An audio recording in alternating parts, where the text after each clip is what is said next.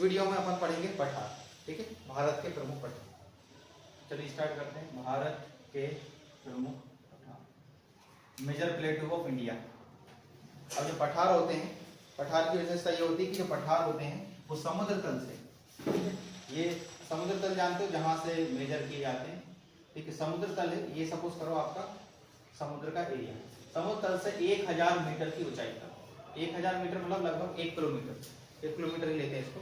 तो समुद्र तल से 1000 मीटर की ऊंचाई पर जो स्थल आकृति पाई जाती है उसे आप क्या बोलते हैं, पठार बोलते हैं, ठीक है। पठार जो ऊपर से थोड़े समतल टाइप के होना चाहिए, यानी मेज की आकृति होना चाहिए, मतलब आप इस पर आसानी से बैठ सकते हैं, ठीक है, ये पठार होते हैं। पर्वत जो होते हैं वो नुकीले होते हैं, ये भी 1000 मीटर की ऊंचाई पर ही होते हैं, पर ये नुकीले होते हैं, इनमें नोक होती है, मतलब आप इस पर बैठोगे तो शायद दिक्कत हो जाए, ठीक है। लेकिन जो पठार रहते हैं वो एकदम प्लेन होते हैं, ठीक है। पठार जो होते हैं यहाँ पर आपको खनिज वगैरह भी देखने को मिल सकते हैं, नदियाँ वगैरह जो निकलती हैं वो यहीं से निकलती हैं, ठीक है, जरूर नहीं यहीं से निकले, पर्वतों से भी निकलती हैं मोस्टली, पर मोस्टली जो खनिजों का भंडार होता है वो आपको पठारों में देखने को मिलेगा। मतलब पठार पर्वतों के मुकाबले आर्थिक दृष्टि से महत्वपूर्ण होते हैं, मतलब एज कम्पेयर टू माउंटेन, ठीक है, ये आपके पठार होते हैं, ये थोड़ी सी विशेषता होती है। अब देखते हैं भारत के कौन कौन से पठार हैं जो प्रमुख। तो भारत के ऊपर जो पठार है जिसका नाम क्या है, पामीर का पठार, इसे क्या बोलते हैं, विश्व की छत बोलते हैं, क्या बोलते हैं, विश्व की छत। ये भारत में सबसे ऊंचाई पर क्या है, भारत में सबसे ऊंचाई पर स्थित पठार है पामीर का पठार, भारत के ऊपर है ये। और ये पामीर का जो पठार है, पामीर का पठार ये सबसे ऊंचाई पर स्थित है। इतनी ऊंचाई पर स्थित होने के कारण इसे विश्व की छत बोलते हैं। और यहाँ पर बारिश लगभग 10 सेंटीमीटर के आसपास होती है, एक साल में 10 सेंटीमीटर बारिश होती है, इसलिए इसे एशिया का मृत हृदय कहा जाता है, डेड हार्ट ऑफ एशिया। बहुत ऊंचाई पर स्थित है, ठीक है, इसे इसलिए विश्व की छत बोल रहे हैं। और यहाँ पर बारिश नहीं होती इसलिए इसे क्या बोलते हैं, डेड हार्ट ऑफ एशिया कहा जाता है। पामीर का पठार से भी इससे बहुत सारे वो निकलते हैं, पर्वत निकलते हैं, ये गांठ टाइप की बनती है। तो एक पर्वत जो निकला है वो नीचे की ओर गया है, एक पर्वत श्रृंखला गई है जिसका नाम रखते हैं अपन काराकोरम। क्या नाम रखते हैं, काराकोरम। तो काराकोरम पामीर से ही निकली हुई एक गठान टाइप की है जिसे आप काराकोरम बोलते हैं। और काराकोरम की सर्वोच्च चोटी है माउंट केटू, ये भारत की सबसे ऊंची चोटी है केटू। इसी पामीर के पठार से ही आपकी एक श्रृंखला इसी काराकोरम से निकलती हुई है, यहाँ गई है पाकिस्तान की ओर, नाम है हिंदू कुश पर्वत श्रृंखला। क्या नाम इसका, हिंदू कुश पर्वत श्रृंखला। तो जो हिंदू कुश पर्वत श्रृंखला है ये भी पामीर का ही हिस्सा है जो कि पाकिस्तान की ओर गई है। नाम हिंदू कुश है पर पाकिस्तान में है, ऐसा नहीं सोचे कि इंडिया की है, हिंदू नाम है, ठीक है। और एक और गई है जो कि अक्सर बुकों में नहीं मिलती, जब आप हायर बुक पढ़ोगे आप बड़ी बड़ी बुकें तो उनमें मिलती है, इसका नाम है हिंदू राज पर्वत। तो हिंदू कोश और हिंदू राज ये अफगानिस्तान में मिलेगी, ये कहाँ मिलेगी, अफगानिस्तान में, और ये पाकिस्तान में मिलेगी आपको। बट आपको एग्जाम में अगर पूछ जाएगा तो हिंदू कुश का ही आएगा, हिंदू राज का नहीं आएगा, वो बहुत डीप हो जाता है, यूपीएससी लेवल हो जाता है, तो उतना ही पढ़ें जितना आप झेल सके, ठीक है। चलिए तो इतना क्लियर है। तो पामीर का पठार जो है उससे विश्व की छत बोल रहे हैं। बारिश कम हो रही थी इससे क्या बोलते हैं, डेड हार्ट ऑफ एशिया, बिल्कुल नहीं होती भाई। आपके हार्ट में जो होता है अगर उसमें ब्लड ना हो तो हार्ट डेड हो जाएगा कि नहीं। तो अगर यहाँ बारिश नहीं होती इससे डेड कुछ होती ही नहीं, वनस्पति वगैरह यहाँ पर पेड़ पौधे, इसलिए इसे क्या बोलते हैं, डेड हार्ट ऑफ एशिया। तो यहाँ से एक पर्वत निकला जिसका नाम क्या है, भारत में आया काराकोरम। एक पाकिस्तान गया हिंदू कुश, एक अफगानिस्तान गया हिंदू राज, यहीं खत्म नहीं होती कहानी। अभी एक और निकलेगा, यहाँ नीचे की ओर आ जाएगा, यहाँ पर कैलाश पर्वत। तो चाइना में पहले यहाँ पर एक देश हुआ करता था जिसका नाम है तिब्बत, आज इसका तिब्बत पर कब्जा कर लिया 1959 ने चीन ने, तो अब इसका नाम हो गया है चीन, ठीक है। तो चीन की ओर कौन सा पर्वत गया, कैलाश पर्वत। तो कैलाश पर्वत काराकोरम का ही दक्षिणी विस्तार है, या बोल सकते हो पामीर का जो दक्षिण की ओर भाग है उसका नाम क्या है, कैलाश पर्वत। अब कैलाश पर्वत आपको सभी को पता है कि कैलाश पे कौन रहते हैं, शिव जी रहते हैं सर, आ जाइए। ये कैलाश पर्वत ये कहाँ है, चीन में है। तो अब जैसे कैलाश पे आपको पता है कि अपने वो रहते हैं शिव जी, सभी को पता है। तो अगर अपन को कैलाश मानसरोवर की वो करते हैं यात्रा तो अपन को वो बोले नहीं पड़ती है परमिशन, किससे, चीन से। तो अब अगर अपन ऐसा मानते हैं कि देखो चाइना लोग तो मानते नहीं, शिव जी को मानते हैं क्या, मानते नहीं। तो अगर अपन ये बोले कि भैया अगर कैलाश आपका है तो शिव जी भी आपके, बोलेगा नहीं हमारे नहीं, तो शिव जी हमारे, मतलब कैलाश पर्वत भी अपना, तो कर दे हमला, बताओ जीत जाएंगे, ठीक है। चल, तो कैलाश पर्वत ऑब्वियसली बात है कि अभी चीन देश के अंतर्गत आता है, कहाँ आता है, चाइना में आता है। तो अगर जिसको यात्रा करनी रहती तो पहले उस देश से बोले नहीं पड़ती परमिशन वगैरह, जब जाके आप कैलाश पर्वत पहुंचते हो। अभी आप आगे जाके पढ़ेंगे तो उत्तराखंड में कुछ दर्रे हैं, उत्तराखंड में धरवा, नीति, माना, इन दर्रों से क्या होती है, कैलाश पर्वत की यात्रा होती है। आप सिक्किम से भी जा सकते हैं, हिमाचल प्रदेश से भी जा सकते हैं, आपको अलग अलग रास्ते हैं यहाँ कैलाश पर्वत पहुंचने के लिए। तो पामीर के पठार से एक पर्वत निकला है अफगानिस्तान में हिंदू राज, एक पर्वत निकला है हिंदू कुश पाकिस्तान में, एक गया है आपका कैलाश पर्वत, और एक आया भारत में जिसका नाम क्या है, काराकोरम, और एक और गया। ठीक है, इतने के बाद भी इसका नहीं भरा पेट, बोले आगे और चलते हैं। तो ये कहाँ गया है, चीन की ओर गया एक और। ठीक है, तो ध्यान से देखो थोड़ा सा, यहाँ ऊपर की ओर गया है, इसका नाम है कुन्नुन सान, थोड़ा नाम अजीब है, कुन्नुन सान, कुन्नुन सान, ये इसी को तियन सान भी कहा जाता है, तियन सान। ये कहाँ है, ये गया है आपका चीन की ओर गया है, कहाँ गया है, चीन की ओर। ठीक है, तो ये तो ओरिजिनल चाइना का ही है, ऐसी बात नहीं। तो ये पामीर का पठार है। अब पामीर का पठार एक आपका, अगर आप इसको ऐसे देखा जाएगा तो ये पामीर का पठार हो गया। अब ये एक जैसे गन्ना होता है ना, आप लोगों ने गन्ना देखा होगा, तो ये गन्ना होता है उससे ऐसे निकलती गांठ टाइप की। ठीक है, तो एक यहाँ जाता है, एक यहाँ ब्रांचेस निकलती, फिर एक यहाँ निकल गई, फिर एक यहाँ निकल गई। तो वैसे ये पामीर का पठार है गांठ। इससे एक पर्वत गया चीन में जिसका नाम है कुन्नुन सान, एक नीचे गया है जिसका नाम है कैलाश पर्वत, एक नीचे की ओर आया भारत में जिसका नाम है काराकोरम, एक पाकिस्तान में गया जिसका नाम है हिंदू कुश, और एक अफगानिस्तान में गया जिसका नाम है हिंदू राज। तो देखो ऐसे गन्ने जैसा बन रहा है कि नहीं स्ट्रक्चर। ठीक है, तो पामीर के पठार को क्या बोलते हैं, नोट कहा जाता है, नोट, KNOT, नोट या गांठ कहा जाता है। ठीक है, यहाँ से कई पर्वत निकलते हैं। तो थोड़ा पामीर के पठार को अच्छे से पढ़ना। ये हो गया आपका पामीर का पठार कंप्लीट। ठीक है, अब इससे बाहर इससे क्वेश्चन नहीं आते। पामीर का पठार क्या बोलते हैं, बताओ। डेड हार्ट ऑफ एशिया या काराकोरम की गांठ या ट्रांस-हिमालय की गांठ। हाँ, ट्रांस-हिमालय की गांठ बोलते हैं, या आप इसे विश्व की छत भी बोलते हैं। क्लियर है, यहाँ तक चलिए आगे बढ़ते हैं। अब देखो और पर्वत देखते हैं, इसी में बता देते हैं और माउंटेन आपको। अब आगे आप बढ़ेंगे तो आपको कई पर्वत देखने को मिलेंगे। तो ये हो गया पामीर का पठार, बाकी और कोई खास है नहीं है। अब दक्षिण भारत की ओर आते हैं, तो दक्षिण भारत में जो पठार आपको देखने को मिलेंगे वो पूरा साउथ इंडिया में यहाँ से लेके यहाँ कन्याकुमारी तक आपका क्या फैला हुआ है, एक पठार फैला हुआ है। इस पठार का नाम है दक्कन का पठार। क्या बोलते हैं इसे, दक्कन का पठार। दक्षिण मतलब दक्षिण भारत, या इसे प्रायद्वीपीय भारत का पठार बोलते हैं। क्या बोलते हैं, प्रायद्वीपीय भारत का पठार, प्रायद्वीपीय भारत का पठार। ये हो गया आपका प्रायद्वीपीय भारत का पठार। प्रायद्वीपीय भारत के पठार के अंतर्गत कई पठार आते हैं छोटे छोटे। इवन जो मध्य प्रदेश के जितने पठार है वो प्रायद्वीप का हिस्सा है। इवन आप यहाँ देखेंगे मेघालय में, मेघालय कैपिटल क्या है, शिलोंग। तो मेघालय में जो पठार है मिलेगा उसका नाम है शिलोंग का पठार, या आप इसे मेघालय का पठार भी बोलेंगे। ये भी किसका हिस्सा है, प्रायद्वीप का ही हिस्सा है। ठीक है, छोटा नागपुर का पठार जो कि कोयला के लिए प्रसिद्ध है, ये भी किसका हिस्सा है, किसका हिस्सा है, प्रायद्वीप भारत का हिस्सा। क्लियर है, इसी का हिस्सा है। इवन मध्य प्रदेश में बहुत सारे, मालवा का पठार, बुंदेलखंड का पठार, वो सब इसी के अंतर्गत आते हैं।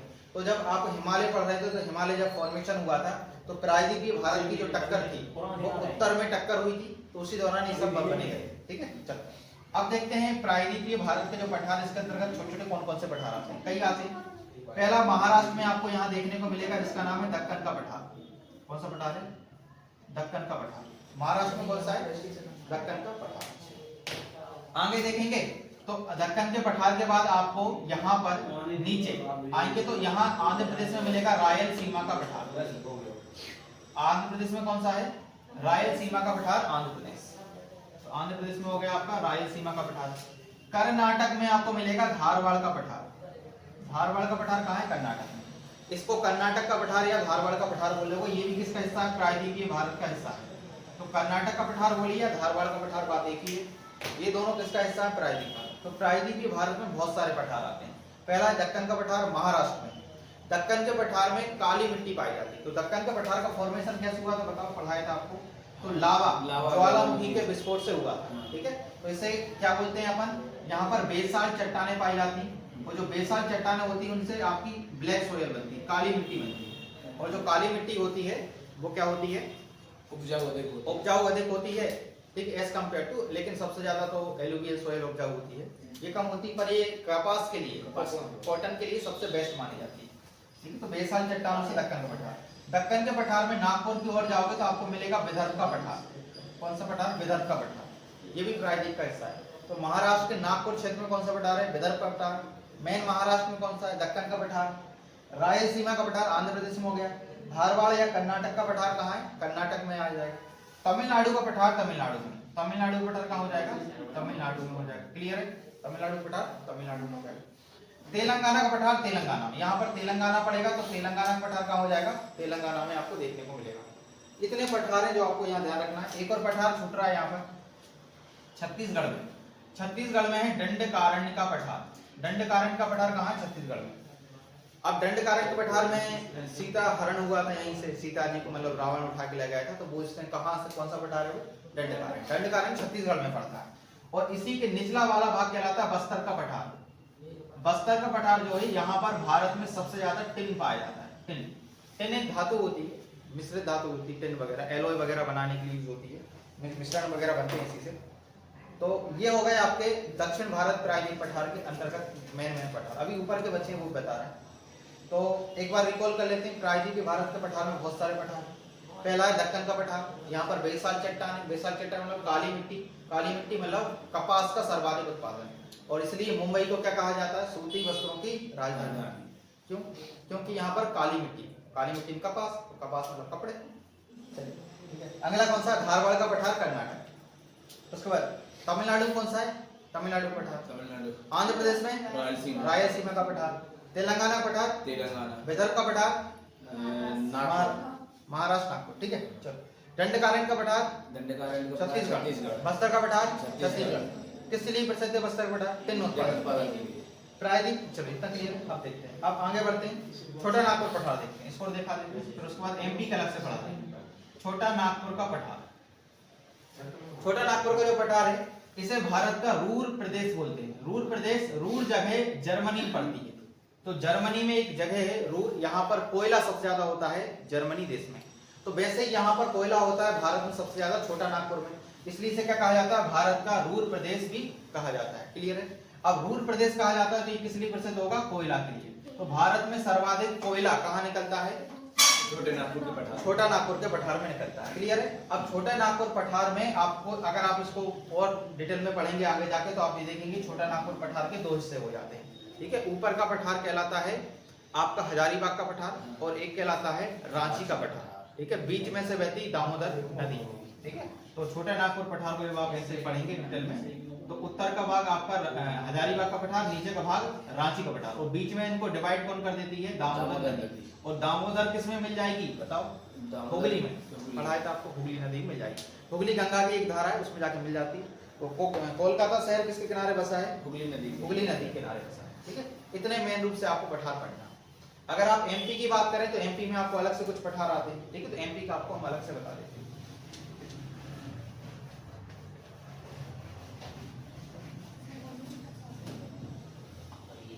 देखा,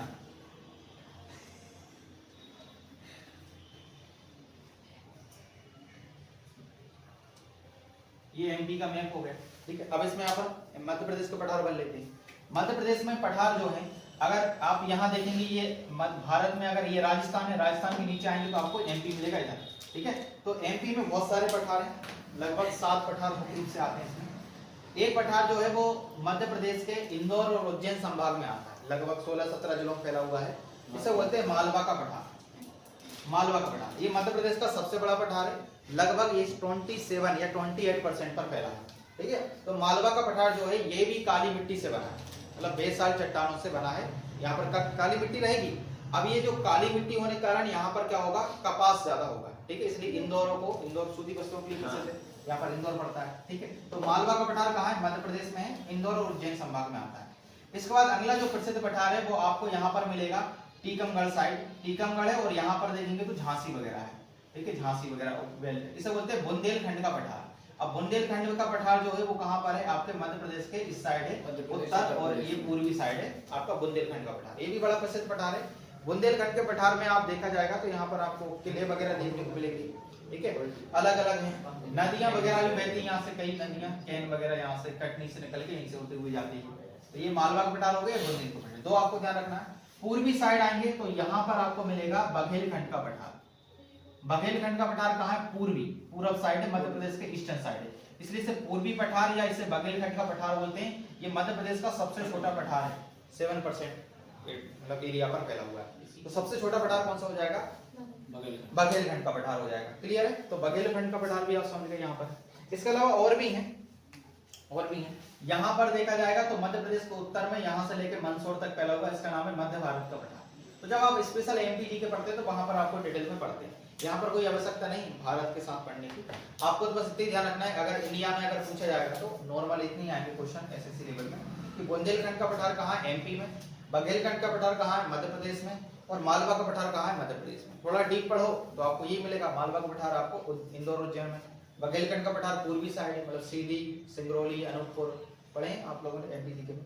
और ये कौन सा पठार है, बुंदेलखंड का पठार। ठीक है, तो ये भारत के हो गए आपके प्रमुख पठार। और कोई सा छूट रहा है क्या? दीवा पन्ना वगैरह एमपी की छूट है। इतना ही है, मतलब भारत में और कोई पठार छूट रहे हैं क्या?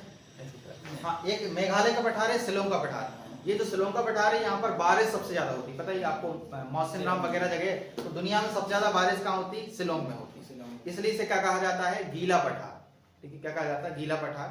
और यहाँ पर बारिश सबसे ज्यादा होती है। ठीक है, तो शिलोंग जो है वो मेघालय की राजधानी है, तो आप मेघालय का पठार बोलेंगे या शिलोंग का पठार, बात एक ही। क्लियर, ये होगा। अब बुंदेलखंड का पठार, यहाँ पर आपको लाल पीली मिट्टी देखने को मिलती है, तो रेड सैंडस्टोन आपको, लाल बलुआ पत्थर आपको बुंदेलखंड में देखने को मिलेगा। ठीक है, लाल बलुआ पत्थर से आपका रेड फोर्ट वगैरह बना हुआ है। ठीक है, सुना है ना, रेड फोर्ट बना, वो सब। तो ये हो गया भारत के प्रमुख पठार।